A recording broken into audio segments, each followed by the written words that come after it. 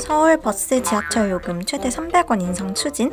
요금을 올리는 게 아니라 노인들 무임승차 혜택을 축소해야 되는 거 아닌가? 라고 하는데 합니다. 노인들 무임승차 혜택 축소. 정부는 지난 27일 경로 우대제도 개선 태스크포스를 구성한다고 밝혔습니다. 지하철 무임승차를 비롯해 각종 경로 우대 혜택의 기준 연령을 높이겠다는 것이 이 태스크포스의 목표인데요. 막상 또 경로 우대 기준 연령을 올린다고 하니 그럼 몇 살로 올리겠다는 건지, 또 이러다가 내가 노인이 됐을 때 아무 혜택도 못 받게 되는 건 아닌지 머리가 복잡해집니다. 사실 몇 살부터 노인이라고 정의 내리기 시작한 건 산업화가 시작된 이후부터입니다. 이전에 농경사회에선 퇴직이 없었기에 노인을 구분 지을 필요도 없었죠.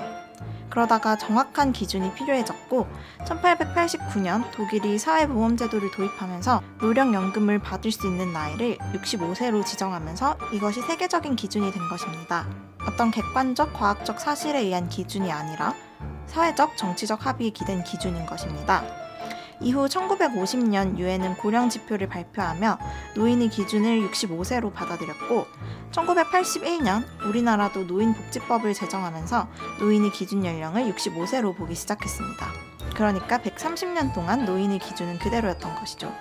130년 동안 사람들은 많이 변했습니다. 독일의 기대 수명이 49세에서 81세로 늘었고 우리나라 역시 노인복지법이 제정되던 1981년 66세이던 기대 수명이 82세로 늘었습니다. 사람들은 더 오래 살기 시작했고 같은 나이 대비 신체 나이는 더 젊어졌죠. 또 1981년 4%에 불과했던 65세 이상 인구 비율은 현재 15%를 넘었습니다. 오는 2025년 한국은 인구 5명 중 1명은 65세 이상인 초고령 사회에 진입합니다. 이런 사회에서 65세를 노인으로 정의하고 노인 의무지출 국가재정을 무한정으로 늘릴 수도 없는 노릇이고 또 충분히 일할 수 있는 사람들이 생산 가능 인구에서 배제되는 것도 비효율적이죠. 가장 먼저 정부가 손대기 시작한 것이 경로 우대 나이입니다. 서울시가 지하철 무임승차 손실액을 전액 국비에서 메워달라고 요구할 정도로 그 비용이 큰데다가 우선 정부가 노인 연령 기준을 높이는데 가장 반발이 덜할 것이라고 예상했기 때문입니다. 정부에서 추진하고자 하는 노인 연령 기준은 70세일 것으로 예상되는데요. 앞서 많은 조사에서 70세 이상을 노인으로 보는 것이 적절하다는 합의가 있어왔기 때문입니다. 외에도 지하철 경로 우대 혜택을 무임승차에서 할인요금으로 변경하거나 시간 제한을 두자는 의견도 나오고 있습니다. 해외 사례를 살펴봐도 우리나라처럼 65세 이상 모든 노인에게 무임승차를 시행하는 나라는 많지 않습니다. 대부분 노인의 연령 기준 외에도 소득에 따라 차등하게 할인을 적용하거나 시간대에 따라 무임승차를 시행하고 있습니다.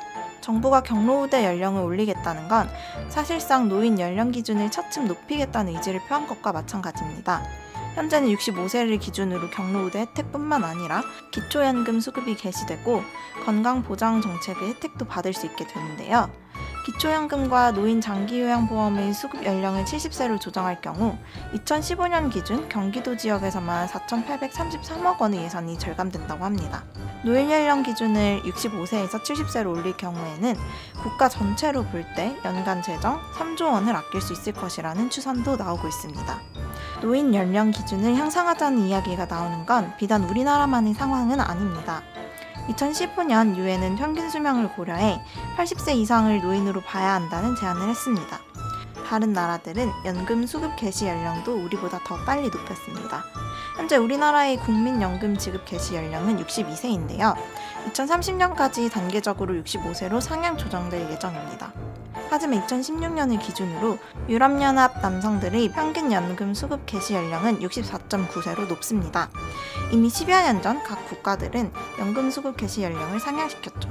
물론 이런 국가들은 법정 정년이 60세인 우리나라보다 높습니다. 이런 상황을 볼 때 경로 우대 나이 향상은 물론 노인 연령 기준 향상도 불가피해 보이는데요. 다만 정부의 대처에 아쉬운 점은 경로 우대 혜택 연령을 올리는데 그에 따라 발생할 수 있는 문제에 대한 논의는 아직 미흡하다는 점입니다. 현재 법정 정년은 60세, 노인 연령 기준을 70세로 올릴 경우 퇴직 후 연금 등 국가의 노인 혜택을 받기까지 아무런 소득이 발생하지 않는 소득절벽 구간이 10년 가까이 발생합니다. 당연히 법정 정년 연장이나 노인 일자리 확보 같은 논의도 병행되어야 합니다. 60세 이상의 인구가 현직에 계속 머물러 있을 경우 그로 인해 발생할 청년들의 일자리 부족에 대한 논의도 물론 함께 되어야 하죠. 우선 쉬운 것부터 해결하겠다는 정부의 입장도 이해는 되지만 속도는 점진적으로 올리되 모든 분야에 대한 고민이 함께 필요하지 않을까요?